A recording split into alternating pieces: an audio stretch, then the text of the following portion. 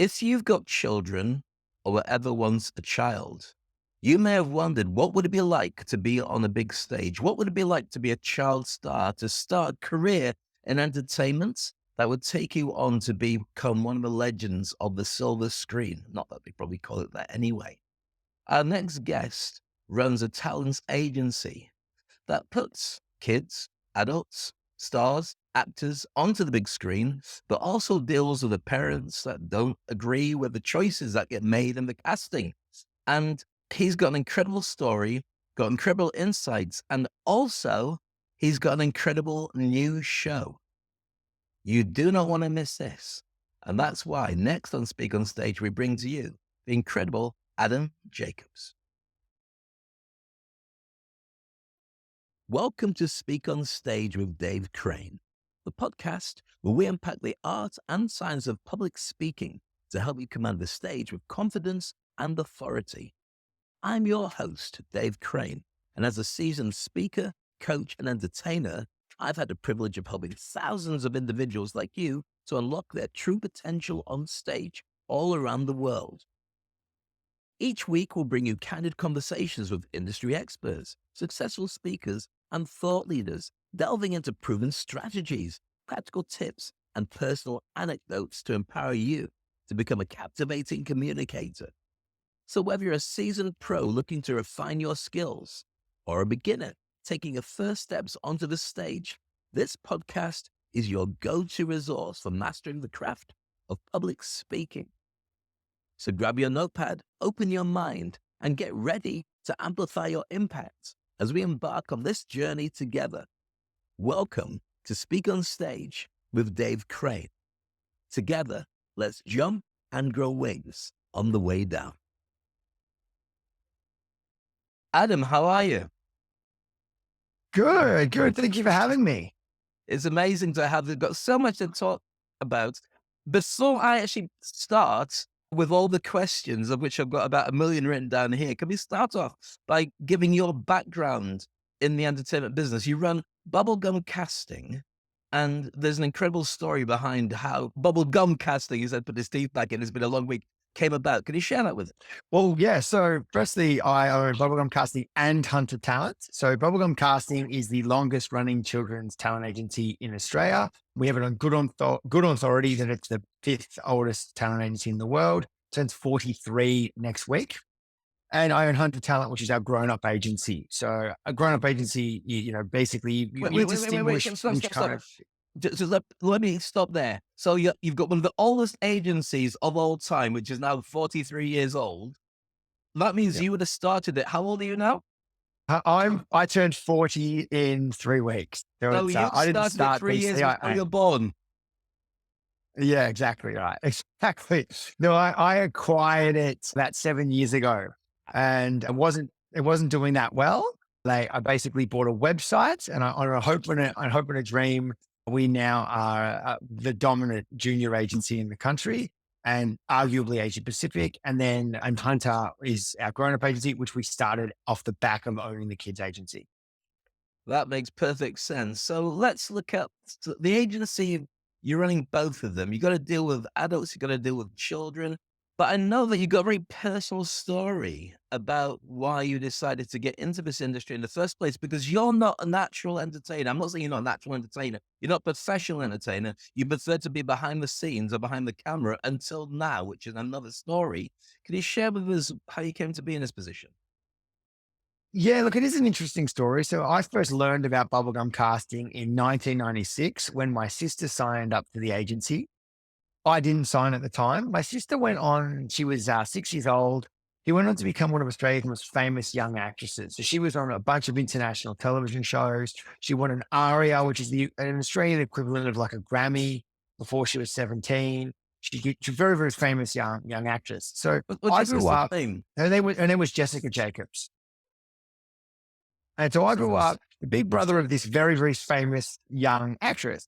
I actually signed up to the agency as a teenager and didn't have any success whatsoever, like zero success. And I think I may have got one background extras gig on Neighbours, and you're from the UK, so I'm fairly familiar with it. Everybody's on Neighbours. So Everybody's been on Neighbours. Everyone. So I did one day of background extras on Neighbours was my claim to fame. So that was basically, how I learned about it. Now, very tragically, my sister actually passed away some years ago. And my way of memorializing her was to buy her talent agency and try and keep it running. It was a very unusual way, I know, but people are looking when something passes, they're looking for meaning, they're looking to make meaning of something. And for me personally, it was to buy her talent agency. Some people will run a marathon, some people would get a tattoo. I did the tattoo thing, but I bought her agency and have grown it, you know, 5,000% in 6 years. Can I ask you, and it's going to be a personal question, when the opportunity came up to buy the talent agency, what did you think that you would be able to do, and what drove you? Obviously, the love for your sister, but that's not the only way you can honor your sister. What was it that made you want to step into that role and look after the next generation of young people? I'll be honest, I look back on this decision this day that I bought the business and I questioned it as many times. I don't really know what I was thinking. To me, it's like, I'll buy this agency to memorialize my sister. It just seemed to pop into my head. Now, I didn't think that I would run it. So I had two kind of ideas around what I was going to do. I was either going to keep it as a very small agency and I was going to go digital nomad and run the agency from overseas, most likely but knowing me and my background and my business background before, that was a pretty naive outlook. Like I've had a lot of success in my career before the agency. So then maybe I thought that, okay, I sort of thought maybe I'll build it up, I'll put someone in to run it, and then her legacy will continue, and then I'll sort of step away. But the truth is, I don't know why I really did it. Other than that was the feeling that I wanted to have. Like I wanted to support, like to memorialize her. That was why I did it. That hasn't, that why is different now. Now I'm supporting lots of talent, and my why is much more around, the support of my team and my staff and the people we represent. There's always that undercurrent of our why, which is why we really try and act with integrity. But in terms of my business, I the why was very unusual. Like my background is, high level digital marketing. Was a head of digital for some of the biggest companies in the world. BP, Target, Uber, like huge companies. And then I did this. So and between then I did an e-commerce thing. So I don't know the why. I know the why now. The why then was the reason. The gap between was probably a whole bunch of different whys. It changed a lot. Between just become like, being the best and being the ultra competitive person that I am, but wanting to see our talent do well. Then, during COVID, instead of, keeping our team employed when I had other opportunities I could have taken, but I chose to keep our team employed. And now it's a little bit different and we're reinventing that why a little bit at the moment. But ultimately it comes down to now, it's like the best talent for the best opportunities. Like we're ultra competitive. We want really good talent. We want them in cool things. We get to call those people up and tell them to book these amazing things. And that's the why. That's why you do this. That's everything. Thank you. That's a great explanation, and it highlights a lot of things, including the fact, to my own personal experience, is during COVID, as an entertainer and a speaker, you need a live audience. You are creating something for other people to watch. During the pandemic, that was the best part of say 2 years of almost zero, unless you're broadcasting online. Now, if you're running a talent agency, where the movie industry has come to almost a complete halt. TV has come to almost a complete halt. You can do social distancing TV, which means that you're down to a handful of people in the studio and everybody gets sanitized as soon as they walk out and walk in. That makes for a very difficult time if you're one of the providers. So, what decisions did you have to come to enable your staff to still feel motivated, to be able to keep your staff being employed, and also for the many, many people on your books who were no longer able to make a living from being in entertainment? What did you do with them? A lot of questions in one question. Well, yeah, that's okay. Well, it's an interesting misconception that the entertainment industry wasn't busy. And this is honestly, it's hilarious. So our agency is national. We have multiple offices in Australia. So Melbourne, where I'm currently at, where our head office is, Melbourne was one of the hardest lockdowns in the world. Hmm. Like quite literally, I think top five hardest places to be locked down in the whole planet. Whereas, Sydney, they locked down, but it wasn't really that serious. Like, so the entertainment industry in Sydney, for example, New South Wales, and everyone's heard of Sydney, you've got the Opera House, you got the Arches, you got the Bridge. Sydney was booming, absolutely booming. Work from all over the world was flowing into Australia and Sydney in particular, and New South Wales in particular, the state that Sydney is. And it was actually a bonanza. Like, and that's the funny thing is people go, oh, it must have been so tough. What was tough is the markets that weren't cooking. So Melbourne was basically a disaster. And, you had to sort of explain to talent, there's nothing there. Like we can't get you anything because there is nothing. You know what I mean? Like you don't like we're not, excluding you from opportunity.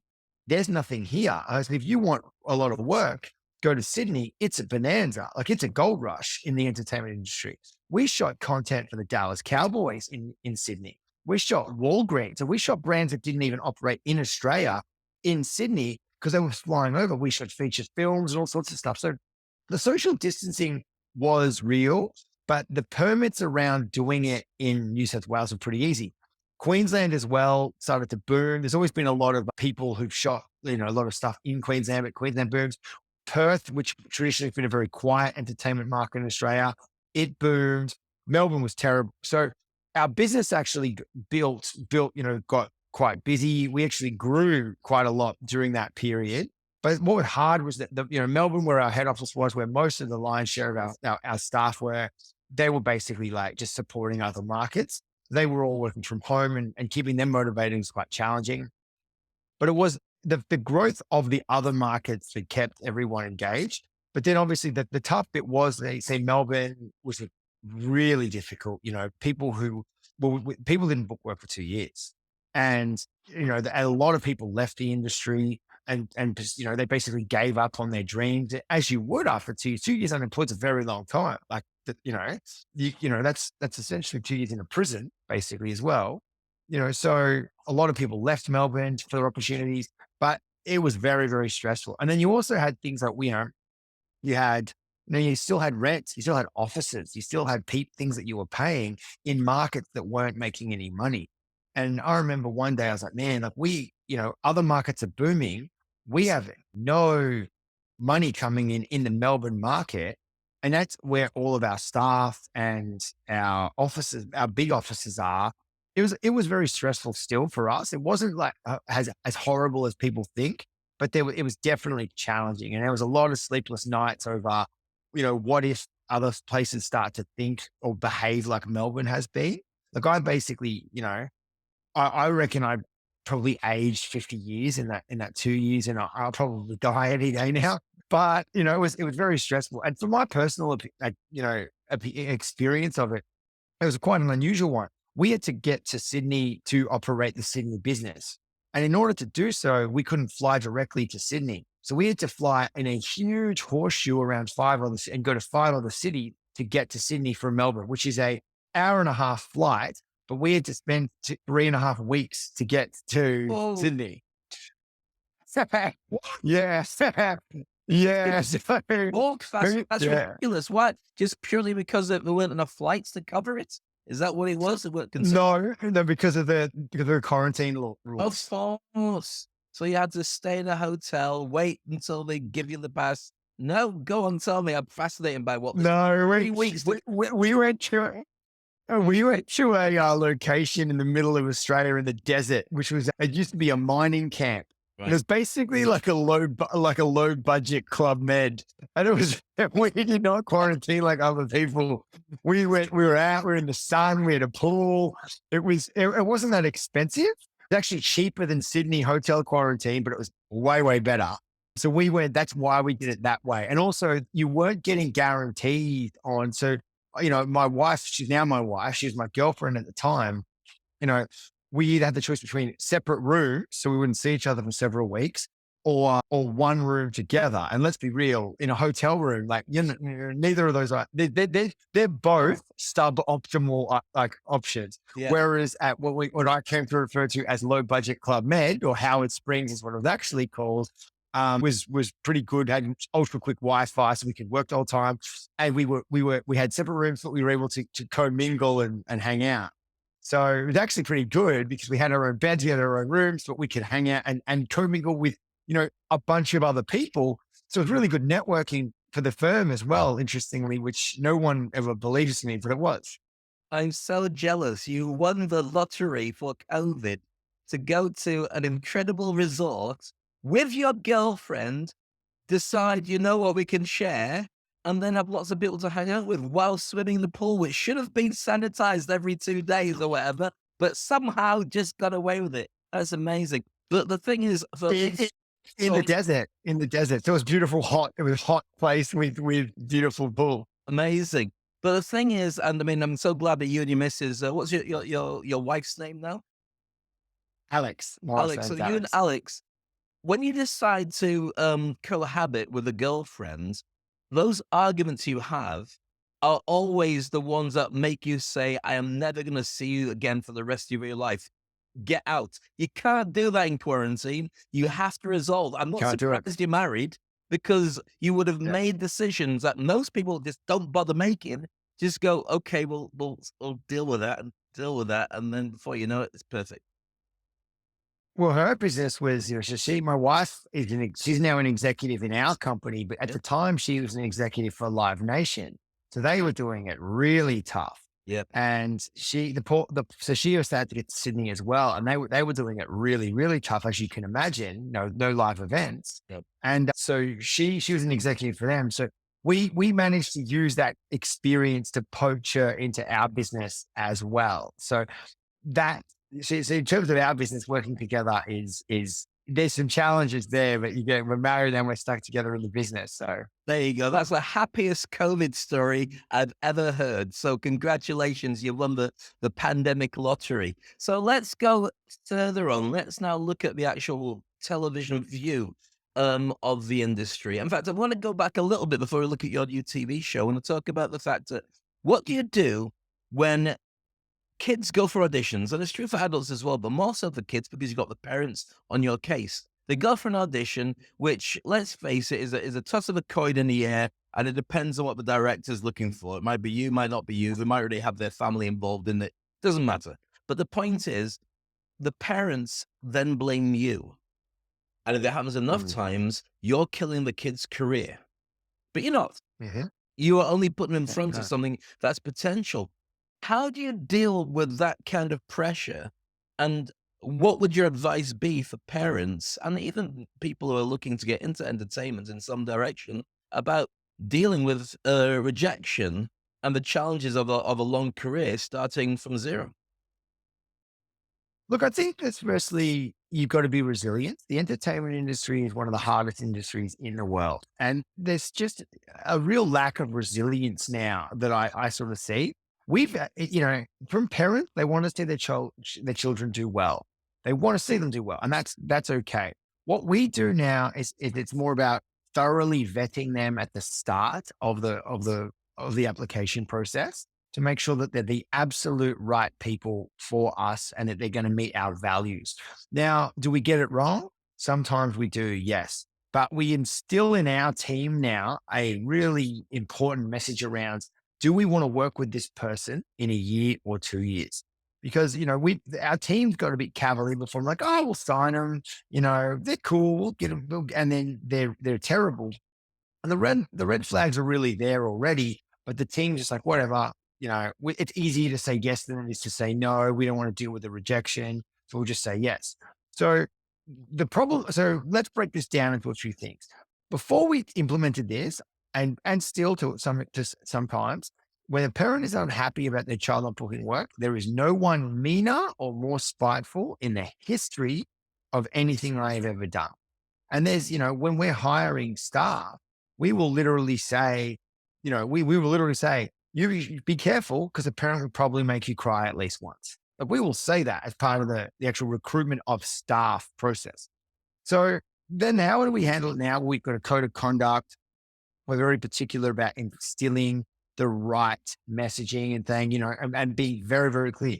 We don't necessarily, you may not book anything. There are chances that you may miss out on opportunities.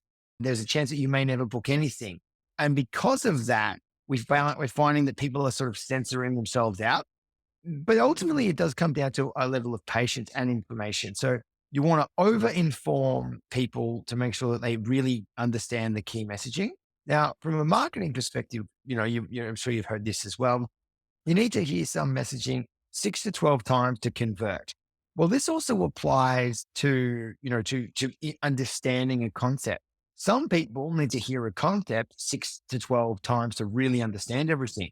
So we over inform our talent of what the industry is really about, and we thoroughly vet them. Like we really, really, it's a very rigorous vetting process. So that's the first thing. Now, in terms of what we say to people, it's like, well, you've got to be patient. Like, do you really think you're going to be successful straight away? Like, no one is. Like, no one with longevity gets famous. You can be a flash in the pan, 15 minutes of fame. Or if you want a career, where we say this to our grown-ups as well, you have to work at this every day. And, are they doing the things they need to do necessary to get the opportunities? It's always our fault when they don't book them. But are they actually doing the things that they need to be doing? So are they in training and development? Are they getting their auditions done on time? There's all these things, right? So where I see it, I sort of think is you have to understand that part of the job that you're just going to be on the receiving end of fairly regular, and it is abuse, right? But you have to just know that that's the case, and you just got to have that, got to have that in you. And we just basically really preach around that. And obviously, people still slip through the cracks. You still see some people who are disappointed and they take it out on you. We're all guilty of doing that, right? Like, being a bit grumpy or tired and taking it out on someone. I'm like, oh man, I shouldn't have done that. But we receive it, and obviously like anyone else. So we have to encourage our team to understand it's not personal. Well, sometimes it is literally personal, but we encourage them to take it personally. And then also we really instill with resilience, doing the right thing and seeing this as a long-term thing. It's harder for the parents too, because a lot of them think, I just want to give this a crack for a year with my child and see how they go. And then even if they've been successful, they might be like, nah, okay, we don't want to do it. But obviously with our grown-ups, it's very much like, take a long-term look at this. If this is what you really want, you have to look at this as a long-term play. And this is a career. Careers are decades, so that's how we go about it. But it is challenging. It is very challenging. Like I personally have cried many times over like some of the things that we've been on the receiving end of, and sleepless nights and stress. But I guess this is, as they say, like this is the business that I chose. You've said something in there that I wanted to go back to, which is the fact that you can tell in advance whether that child's going to be successful or not. I'm saying child because I think that the heartstrings get tugged a little bit more when you're talking about child, even though, to be honest with you, at least they've got the whole career and life ahead of them to make other choices. If somebody's an actor that nobody wants to hire anymore, then that becomes a lot more difficult because what are their options? They only ever learn one thing really well. So, what are those red flags? What are those things that you could say in advance when you meet somebody and that's not going to work? Is it based on them or is it based on what your industry is turning around and requiring? Because things do change, but they only really change when an outlier goes through and changes it. Let me just give an example before you give your answer. So, for instance, we'd never had a all black cast making $1 billion until Black Panther came through for Marvel. And then suddenly it was like, oh, there's money there. Then maybe we should consider looking at it from a different set of lenses. It wasn't completely, we had Martin Freeman and so on in it as well. So there has to be a trend of something coming through for things to be seen as well as profitable. What is the scope? What are the red flags? And what would be your advice be to somebody who's having a problem getting through? Sure. So what I mean, like, so in terms of success, there's certain things that if you do, it's almost guaranteed you're not going to be successful. So, like, to be bit clearer on this. So, I'll tell you firstly how to match, like, to just think that they're going to be successful. But ultimately, so let me break this down into two parts. The things that absolutely that they will not be successful at poor attitude, disrespectful, ego driven, not really about it for the right reasons, probably the wrong whys. Like they're seeking or chasing fame, not the actual enjoyment of the process. You're almost guaranteed that those people are not going to be successful. Whether now this also in terms of parents and their child, if they're late, if they're disrespectful, if they're rude, if they're demanding, if they present themselves as someone who people would not want to spend time with, it's almost a guarantee that they will not be successful. The misconception that the stage moms, the dance moms, the helicopter parents, that they're going to do better, it's not true at all. Nobody wants to work with them. And there's so many kids who want to get into this that they're not going to go with the kids that are not really, really, really rock solid and in terms of easy to work with. And you hear this all the time. Oh, we love that kid. His parents are great to work with. So that's obviously like the steps and the red flags as to how they're not going to be successful are those. They're rude, disrespectful, late, things like that. The way now you never know if someone is going to be like successful, but there are like things that you look for that absolutely you kind of indicate that you think that they could be. So, and it all does come down to attitude. It really does. And obviously, like a parent's like, oh, this is going to be really fun. They really want this. We want to support them in this. And then you're like, and then you meet the kid and the kid say, yep, I'm doing acting classes. I'm watching YouTube clips. I'm self-driven and I really like this. Now, obviously, they've got to be a bit older for that to be the case or I'm watching YouTube videos and practicing accents just because I like this, or I'm in the school play and all these things. That is, they're doing it because they enjoy it. They're gonna almost always do better. Now, the same also applies for the grown-ups. They like it's attitude. There's a charisma, there's a charm. And it's almost hard to articulate how, but it's like, man, that guy's good. And I'll give you an example.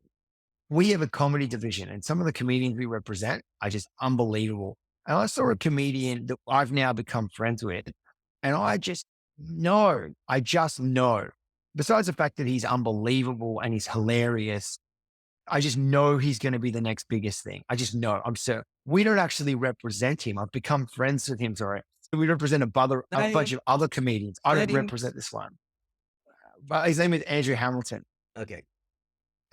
And I don't represent him, but we'd like to get him. But the truth is that this guy is so good. He's just, you just know. And we do represent another guy called Nick Trapani, great comedian, great stand up, who I also believe I have the same faith in. And we do represent him. And I absolutely knew when I first met him, this guy's going to do well. He's just got what it takes to do well. It's almost hard to articulate. It almost is like you just need to be doing it for so long that you build a sense for it. But but attitude, are they doing the work? Are they on time? Are they trying their hardest? Are they resilient? Are they just like, oh, I didn't miss out on that one, on to the next? They're not devastated, falling apart because they missed out. Those attitudes, those set of attitudes really determine how successful someone's going to be. That's fascinating because the problem for almost every single artist or entertainer is it's like a fish looking for water. What about this water you're talking about? I've looked everywhere. I can't find it. You're in it. No, that's too obvious. It's really hard to be able to judge yourself with the same lens as people from the outside. What you might see as beneath you might be exactly what they need you to do. And what you might see as being boring and repetitious is exactly what they want more of. And so you've got to be able to get feedback and not take it personally. And also the area I wanted to get into just on this line of conversation is typecasting. So when you've managed to get through, you are perfect for the role. Everybody loves you, even become an international star on the back of that. It's almost like nobody else will touch you and give you a second chance to do something else with your range. So many people don't make it from child star to adult star because they're only ever seen as that. And many adult stars aren't allowed to do anything differently. One of the most fascinating conversations I heard in recent times was an interview with Daniel Radcliffe, who played Harry Potter, who has done everything but Harry Potter since, including being naked in Equus on stage, just so Yeah. to distance himself as possible. So he'll take on the most horrible or difficult roles. So even though you still go, that's Harry Potter, you've got to say, you know what? The guy could be the next Wolverine in Marvel. You never know. So Yeah. how would you advise people on that particular thing? Once you've had a breakthrough, do you have a range of options? And should you even take those range? Or should you just say, you know what, this is working. It's not broken, don't fix it. Well, I have two stories here for you that I'll tell quickly. Firstly, I mean, Daniel Radcliffe, there's always perennial rumors, isn't there, that he's going to be in, there's going to be some new Harry Potter reboot of some sort. There's constantly a perennial, like, rumor mill there. So I guess he can always return if he chooses. So Of course, he has that he has that, right? So the thing is, he has it. So he has the certainty of knowing if they did do anything, he has the first right of refusal. So that enables him the ability. I'm going to tell you a story about a girl that we represented. She was a young woman at Hunter. Now she was offered the role of being a Power Ranger. Now, believe it or not, Power Rangers are, she'd been to, she had formal acting training, the most prestigious school for acting in the country. She'd only recently graduated. She'd never done anything else professionally. And she was offered to be a Power Ranger. And it was a really big deal. Like, I remember it was one of the first big things that I was part of. And I was already counting my commission because the money was pretty impressive. There was merchandising. There was all sorts of amazing things that she would have made a lot of money, more than most professional actors would ever see in their first kind of things. But she was deeply worried that she wouldn't be taken seriously as an actress if she did Power Rangers. And to be honest, I was quite young in the industry myself at the point. Like, I was quite pretty new to the industry, only a few years in. And I was like, I don't think it matters. I said, I really don't. I said, get runs on the board and then we can work from there. Get money in the bank and then you got flexibility. But then, now she turns that role down. She turned it down and it was a big money role. Since then, with us, she only booked a few small television commercials and nothing else. And she's now moved on to another agent. And I do genuinely hope she does well. But the point being is you can work around the fear of typecasting, or you can just go and just seize it. And I have a personal friend who was Spartacus. He was a television show Spartacus. And, he's obviously, a lot of people have sort of seen him as being, the Spartacus guy, but he's still done heaps of other stuff. And what's not necessarily wrong with doing that thing. Matthew McConaughey famously refused to do any rom-com, turned down about $15 million in rom-coms because he wanted to do dramatic stuff. So he was the rom-com guy. He didn't want to do rom-coms anymore. So he took a huge risk, refused to take anything. And then when the producers and directors of these dramatic films, were like, well, you're risky, he took enormous pay cuts. And I'm pretty sure that, like, Dallas Buyers Club, he was on like $1 million, but he'd been offered like $7 million to do a rom-com like 18 months earlier. And I might be mistaken on the numbers, but the sentiment is correct. So I think it's not a fear you necessarily need to have, but it is something you need to be aware of. Like, you need to be, okay, what are my bigger goals? Is this a stepping stone or is this the stone? And will I land on this and never have anywhere to jump? And, you hear this too about people like, Kylie Minogue was on Neighbours famously. Do you think Kylie Minogue's worried about being typecast from Neighbours? But Kylie, and I'm a massive, crazy Kylie fan. Kylie, I didn't particularly like on Neighbours, and I certainly didn't like her when she Mm. first started her musical career. It's only when she went head to head with Madonna music-wise, you started going, this girl is incredibly talented, and she is an international star in her own right. It took a number of years to be able to shake that, and I think she did, was it The Delinquent she did as a movie? Um, before she I don't oh, remember. it was like a rebel teenage type movie she did. And it was the last time I think she did a movie relating to being an actress, but she managed to carve out a legend as an entertainer. in her own right. There's not many people that are able to, first of all, go from acting to being from acting to being a singer, or singer to being an actor, even though the two roles are Mm, very, very similar. Certainly going through mm, the process of becoming an actor from a very young age. When you go to talent school and your acting school, you do the whole thing, yeah. musicals, everything. But I think that when you look at someone like Robin Williams, who is an outlier, the guy is one of the best stand-up comics that's ever lived. One of the best TV show guests you could ever have in a podcast or a TV show. The guy was crazy funny and so inventive. But when he started doing really dark roles, Eddie Izzard is the same as this, but more so Robin Williams. His dark roles are incredible. That's what he won Oscars for. And the flip side of being a comedian and being a villain are actually quite similar.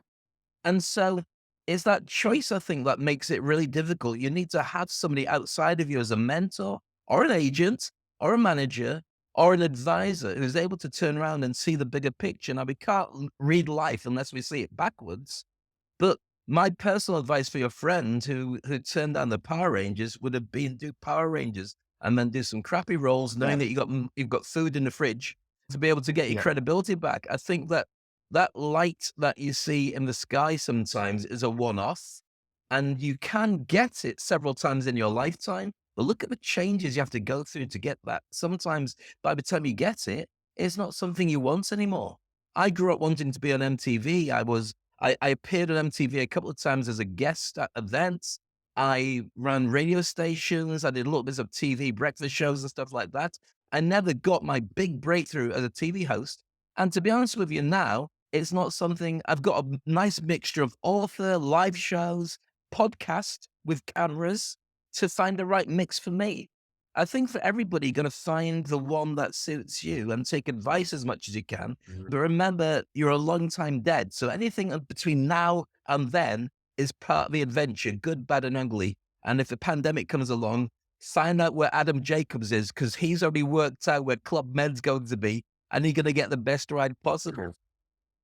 And Yeah. Well, with low budget comment, low budget comment. anything other than being locked in your house with a family that doesn't want to see you anymore, that's one thing. We're going to shift that on that note about doing TV shows, to you, you have got this incredible opportunity where it doesn't surprise me because you know the right people, you're great on screen, and you've got a lot to say. You've got your own TV show coming up. Can you tell us about that? Yeah, I have been offered a television show. It's called Are You Not Entertained? And basically, I'll be interviewing industry insiders and talent about how they got into the industry. And this is an interesting one. It's a small network, but I'm really excited about it. And I'm just so pumped. Like it's so different and surreal to anything I've ever done. I've been going in and doing guest spots on the news for some time now, and being a subject matter expert on things. And then they sort of sat me down and said, "We'd like to give you a show." And it was pretty surreal. I actually had been out the night before with a bunch of comics for the Melbourne International Comic Festival. So I was a little bit hungover. And and then they offered me this show, and I was like, "Oh, yep, great." But I'm a bit hungover. Can I think about it? Like, and then I don't know. And they was like, "No, no, I'll take it. I'll take it." And then so then, but look, it's going to be really exciting. It's not something I've done before.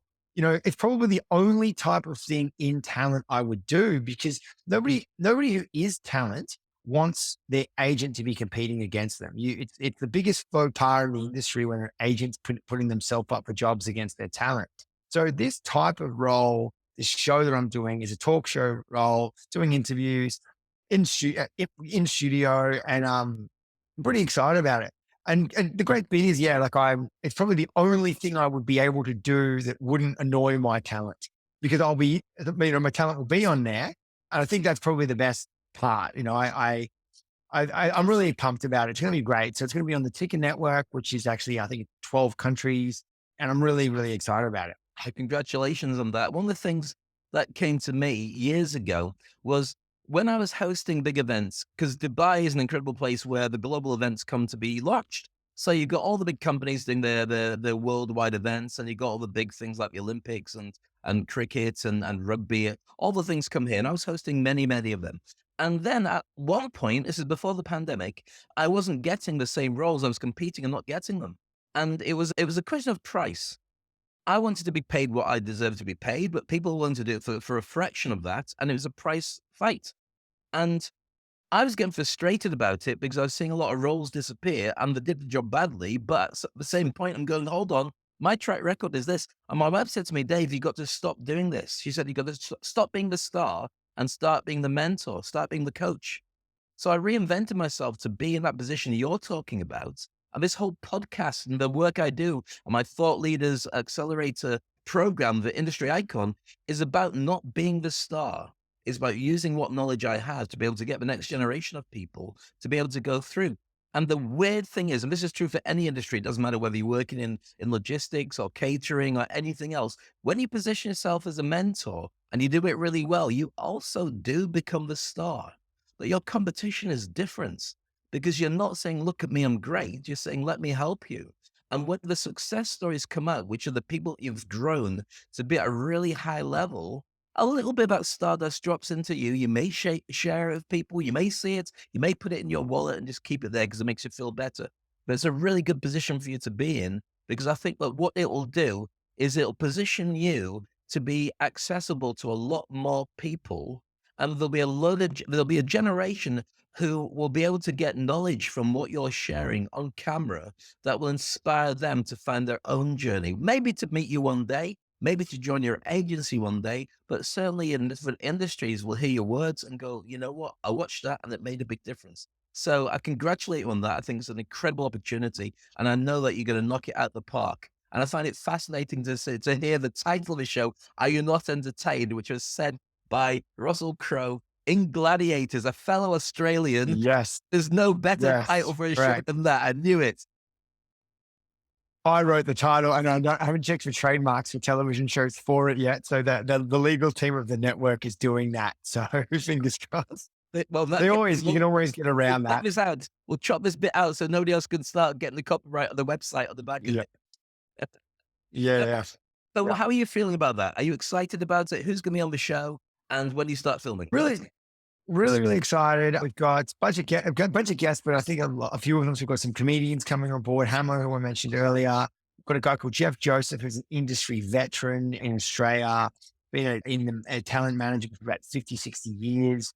He managed bands he literally, you name he managed the Seekers, and for a minute he managed Barry Gibb, and he just talked about him managing the Bee Gees at one point, and all sorts of amazing stories. And he's just full of these incredible stories. So he's our first guest. And then we've got some comedians, and then we've got some behind the scenes people too. So some casting directors, some, people who don't necessarily get seen telling some crazy stories about the industry. And then, yeah, and then I've only got the first. I mean, I don't know who the ones after that are. Like that's not really my problem. But the appointment guys do all that. But I'm really genuinely excited about it. Like, I think it's going to be so much fun. I'm a little nervous. I will be honest. It's not, it's outside of my comfort zone, but that's a good thing. That builds, it builds resilience being out of your comfort zone. And so I'm looking forward to it. I think you can hear me sort of stammering a little when I think about it, because that's the nerves and butterflies actually kicking in. But I'm really looking forward to it. It's something, that I have not really thought that I would ever do as well. So, we'll see how we go. Well, my phrase for all this is jump and grow wings on the way down. I think you make a calculated Mm. risk, you look at the opportunity, you look around at the competition, you realize that they won't take that step. You already work in entertainment, you've done it your entire life, you're surrounded by entertainers, you've seen the good and the bad and the ugly, you know what they do right, what they do wrong, and you also know that you'll grow on the way up to the top. I can't see anything that could stop you getting to the level that you want to get. And I've only known you for a short time. The only question is, I'm going to throw this at you as our final question today. How will you deal with it if people say you suck? And the nature of entertainment and social media is there will be haters. Over to you, Adam Jacobs. Yeah. I've been dealing with haters for a long time, to be honest. Being a talent agent being the CEO of Bubblegum Casting has people who hate me. Literally, parents whose kids weren't successful, or parents whose kids didn't get signed, or so I do take it personally, but I do have some tactics and strategies around what I'm going to do. And there will be people who say that I suck, but I've worked out already that I'm kind of going to just basically just roll with the punches. My wife still loves me. My friends still love me. My business is not going anywhere, and it's a story, isn't it? And I'll probably, to be honest with you, I if it's really really bad and I do suck, I'll probably know. I'm my own harshest critic. They're always going to be able to tell me, oh, look at this weasel looking guy. I get it. I already think that. So I'll probably like pile on so much of myself that I'll read other stuff like, oh yeah, he's right. I am crap. So, so that's probably how I'll do it. But it's a good question. And I'll, maybe I'll come back and on the show and I'll let you know. Well, I look forward to that. I'm looking forward to seeing your show. I know you'll make it rock. And you know what? There's only one Adam Jacobs. There's not actually. I looked it up in LinkedIn. There's lots of different ones, but there's only you. Yeah. And so with Yeah. that, Right. you will find the challenge that I have in that when people look for Dave Crane, they often look for David Crane, and the name that comes up is the guy who wrote Friends. He's one of the Yeah. Yeah. so therefore he gets some of my press, like people wanting to book him for speaking gigs. But at the same time, I'm sure I get plenty of his. And you will own Adam Jacobs, and you will own Are You Not Entertained? And you've got a welcome space to come back on this show anytime. Adam, it's been a joy and a Thank pleasure you. to chat with you. I'm looking forward to seeing how your star rises. And also, when I talk to you next time, whether you have yourself on the front of your talent agency website, just at the side saying, and if you want me, is how much it's going to cost you. Challenge for an I'm already on the front cover of the website as the CEO. In that case, the only thing that's missing is a big star around your head as you go on TV. It's been a pleasure having you on the Exactly. show. Thank you so much for spending time with us. And I'll leave all the links for people to connect with you on this. And I can't wait to send me the details as soon as the show's up and running. And I'll be watching. And I may be a critique, but in a very kind way, like you would be to me. Thank you Fantastic. very much. Thank you very much, my friend. Brilliant. And so there we go. Adam Jacobs, incredible talent, a guy who's been behind the scenes for such a long time, growing very successful agencies across Australia and, of course, doing global work now. And this is a fascinating element about becoming a thought leader now in a position where he's being asked for his opinions and been given his own TV show. You couldn't write it better than that. And I don't think of many people who could do it and deliver it better than Adam Jacobs. So it's a pleasure having him on the show. We've got some more incredible, talented people coming up in future episodes. Send us your comments, subscribe for future ones, and look forward to catching you soon on the next episode of Speak on Stage. Thank you for tuning into another insightful episode of Speak on Stage with Dave Crane. We hope you found today's conversation inspiring, packed with valuable insights to help you to amplify your presence on stage too. And if you enjoyed this episode, please subscribe to the podcast on your favorite platform and leave us a review. Your feedback helps us improve and reach more inspiring speakers just like yourself. Remember, the stage is your platform to shine. And with the right tools and mindset, you can captivate any audience anywhere. So keep honing your craft, refining your message, and never shy away from the spotlights. Stay tuned for our next episode, where we'll dive even deeper into the world of public speaking and performance. Until then, keep speaking, keep shining, and keep making an impact. This is Dave Crane signing off. See you next time for the Speak on Stage.